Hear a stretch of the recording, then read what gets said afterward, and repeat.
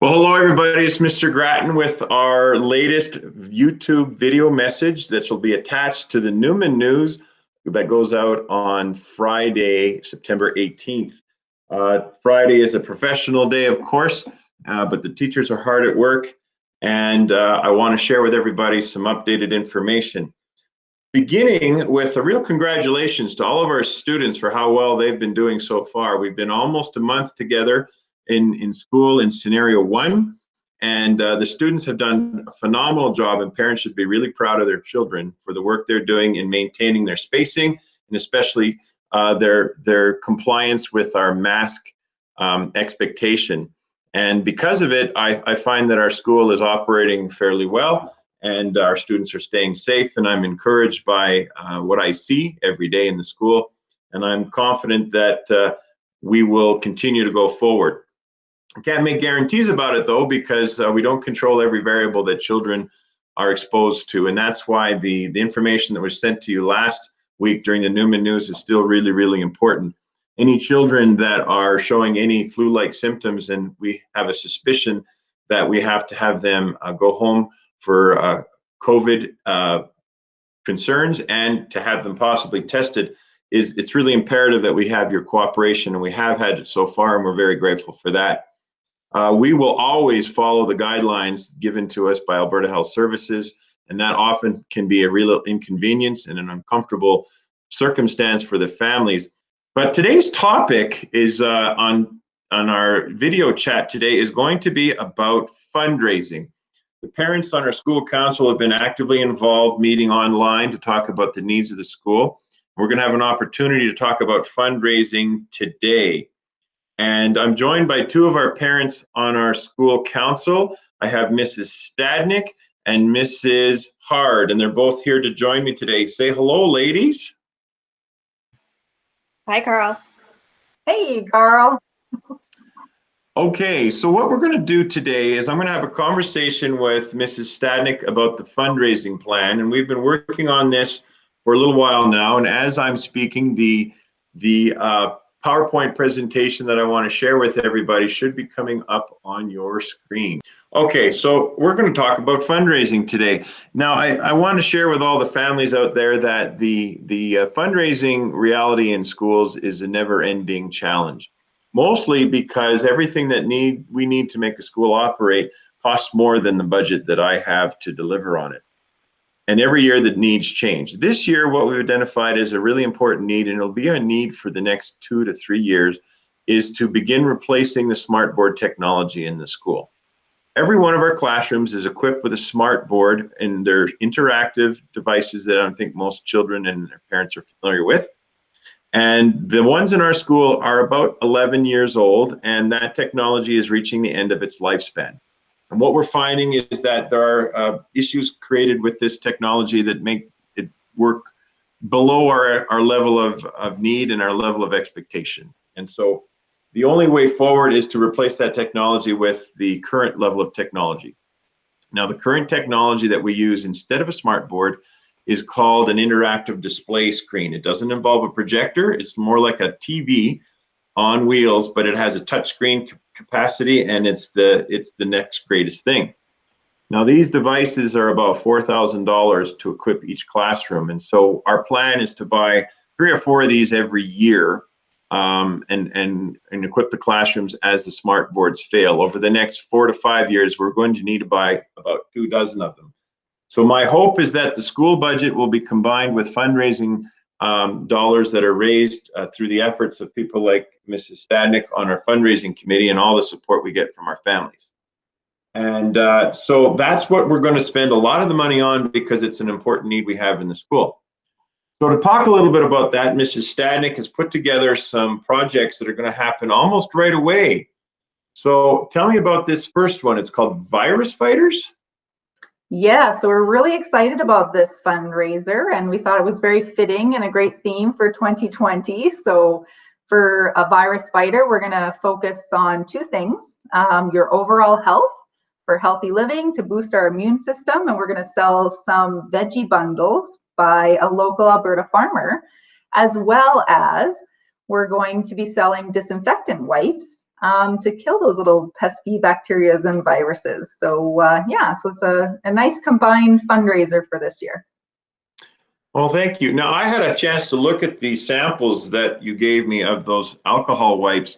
Now, they are alcohol wipes, which means we probably wouldn't want them used nonstop in the school because the school is supplied with non-alcoholic hand sanitizer. But these are going to be really useful for cleaning technology like Chromebooks and computer screens and the keypads on all the devices, because they have to be sanitized in between uses by students, and we've tested it out and it works really well.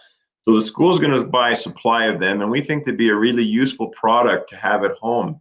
And you were sharing some information with me, Teresa, about the amount of bacteria that could be collecting on a person's personal device like a cell phone. Tell me more about that. Absolutely. Well, cell phones, that's actually the reason why we have the wipes here at our house. We use them all the time for our phones because we don't really realize how dirty our cell phones are and how dirty our computers and tablets are getting. So there's up to, like on this little image you can see on the screen here, you can get up to 250,000 germs on a smartphone. Like, it's just crazy. Or 92% of phones have bacteria on them. Like, that's a very, very high percentage. Like, when you have to ask yourself, when's the last time you sanitized your phone? Like, a lot of people that I've asked will say not very often. So, and then 16% usually has E. coli or bacteria or on them. So it's very important to sanitize those and disinfect those phones. And you make a great point, because as a principal of the school, I work with my entire staff to make sure we have a very comprehensive plan for cleaning all the surfaces throughout the day in the school. We're constantly cleaning desk surfaces and other surfaces in the school because we've been mandated to, and it makes perfect sense under the guidelines from Alberta Health Services. But when you think about it, the surface that is in contact with children more often than not is the surface of their cell phone. And if we're not paying as much attention to their cell phone as we pay to all the other surfaces in the school, well, we're really missing the point, I think. No, it's a great point. And that's why I think this is going to be a very successful fundraiser. And I'm really excited to support this product. So there'll be information going out next week on how families can order. Yeah, so I'm hoping to get forms out early next week, and yeah, and a whole bunch of information on the wipes will be there as well. One thing we didn't mention as well is that something that's very important about the wipes is that it actually has an NPN approval on it as well. So what that means is that it's been approved by Health Canada, and in order to get an NPN, that means it's a natural product number. So that it has to pass so many safety tests and has to be supported by like high quality scientific evidence and everything. So this is a very high quality product.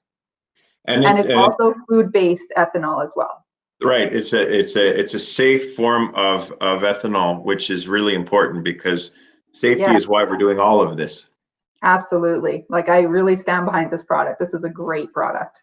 As do I. So thank you for that. Now, the other product that we're looking at is the farm to school veggie bundles. Yes, this one is very exciting. So we actually, we just like within 3 days got approved to be selling this. So we're really excited. There's a local farm that's up, it's north of Edmonton, I believe, and there's 2 bundles. So there's going to be the farmhouse bundle, which consists of carrots and potatoes and beets. And then what's exciting about this year is that they're offering a rainbow bundle. And the rainbow bundle has actually rainbow carrots. So I'm not sure if many people even know that you can get different colors of carrots. So there's rainbow carrots, and there's going to be fingerling potatoes, which are my favorite, and mixed beets. So also orange and yellow and colored beets. So it's going to be really interesting. Each of the bundles are going to be at a cost of $19 each, and the school actually brings in $6.50 per bundle with that. So that's a high percentage, actually. So we're really excited about that. And then you can also add on to these boxes, which is exciting for me because you can actually get your bundle and you can add on cabbage, you can add on extra carrots, and you can add in mixed onions, which is another one of my favorites, and that comes with red yellow and white potato or onions in there rather, and parsnips. So there's a lot of really good healthy food in this option, and yeah, I'm really excited to get this started. I'm getting hungry just thinking about it. Right? Now, I noticed on your slide there's another bit of information about the food bank. This sounds exciting, where families can actually support the school and the food bank both at the same time. Absolutely. So that's another great feature. So with the food bank bundle, so it's $10 and they will donate, I believe it's 3 pounds of potatoes and 2 pounds of carrots to our local food bank. Last year, they donated 6,500 pounds of food to the Edmonton Food Bank. So I want to try to do our best to get a really high number for a Calgary Food Bank. And also with that, if you choose to do a food bank bundle, $3.30 actually comes back to our school as well. So you're supporting the school and the food bank, which is another win-win. Fantastic.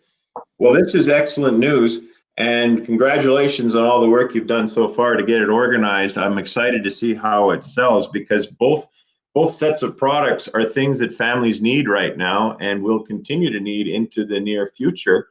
And so families have an opportunity to meet their basic needs and support the school at the same time. Absolutely. All right. Well, that's fantastic. Thank you so much for sharing, Teresa. You bet. So our next, actually, should we touch quickly on the online store, because we actually get to sell this one online. So the Harvest Bundle is live right now. Actually, if you see the link on the screen, which is the https://store.indigo.com, if you go to that link, you would just type in our passcode, which is SJHN 2020. And it will take you right to our fundraiser. And yeah, like I said, it's live right now. So you just have to make sure that when you check out, your participant is a member of our school, because that's how we organize it on our end. That's awesome. Sorry, I almost forgot about that. And of course, all this information will be contained in the Newman News as well. Yes, absolutely. All right, excellent. So we're also joined by Mrs. Hard, who's one of our new coordinators for our playground committee. The playground committee has been underway for a couple of years now, and it's a really huge undertaking, and it happens separate from all other school fundraising because it's extra to our whole program. And our fundraising efforts have been going well so far, but it's a long road that we have to follow through. So thanks to the ladies who ran the playground committee before, and they passed it on to Erin and to, I think our partner is Mrs. Cottam, is that correct? That's right, Shannon Cottam. Very good. So some updated information about the playground. As of today, the total amount of money that's been raised towards the playground is just over $33,000. And our fundraising goal is $75,000. And I'll explain to everybody what that means.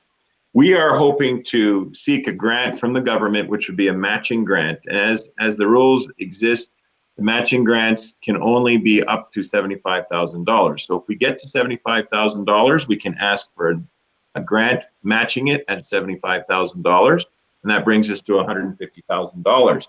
Now, $150,000 happens to be what we project the cost of our new playground structure to be, given the footprint of empty space on our property. We're hoping to reach that goal by May of 2021, and our very first program to meet that goal is coming up 2 Sundays from now, I think. Is that right, Erin? That's right. So Sunday, September 27th is the bottle drive and bottle drop-off drive-through happening at the school. So that's going to be happening from 10 a.m. to 2 p.m. on that Sunday. And we wanted to kick off our fundraising efforts this year with this bottle drive, because we figure after 6 months of isolation and dealing with the pandemic, people probably have a lot of empties. So we thought we'd take advantage of that. So to pull this off, we do need some more volunteers for this. We've had a handful of folks come forward so far, which is fantastic. But the more folks we have, the quicker we can get through the Mackenzie Lake community, and the more ground we can cover. So we've got some folks that will man the drive-through at the school. So that's for people that just want to drop off and don't want to have people come to their doors. And then we'll divvy up some routes throughout the rest of the community for volunteers to cover as well. Trucks are a bonus if you have one, but not necessary. We've rented a trailer from the bottle depot that will station at the school, and folks can just fill up their cars with bottles and come drop those off as they fill up and then head back out. So looking at 2 hour shifts for that, but really will take any time that you can give to this effort. All right. And I can add on a little bit of help if families cannot make it on that weekend. Maybe they're out of town, but they do have some bottles that they want to bring to the school. If they bring them on Friday, the 25th of September, we'll secure them in the school and we'll make sure they get added on Sunday. Yeah, folks can just email the playground email that you see there. Shannon and I are watching that, and we're both starting to amass large piles of bottles and cans already in our yard. So happy to take those in advance if you need. Well, I'm isolating right now, so I'll do my best to pitch in. Thank you. All right. Now, there's more information about the fundraising for the playground, and you're planning a mask fundraiser for the near future. Tell us more about that.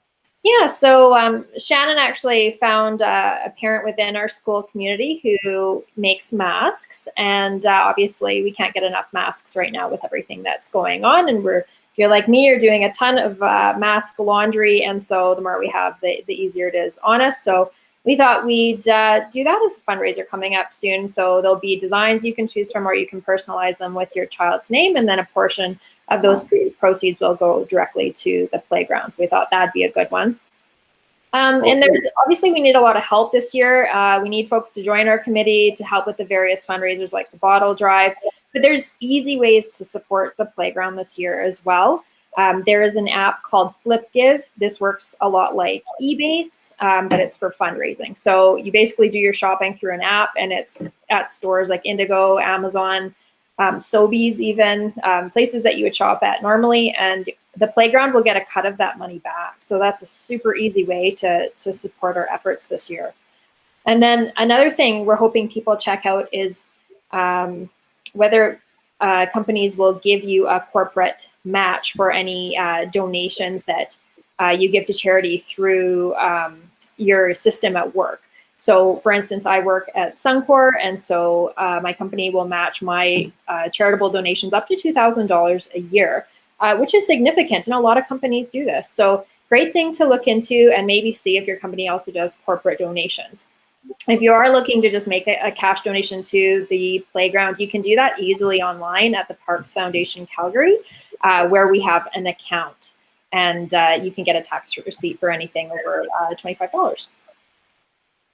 All right. Well, that sounds like we have a good plan going forward, and we look forward to meeting that goal and getting into the actual designing of our new playground facility. So thank you for everything so far, and we'll keep going forward.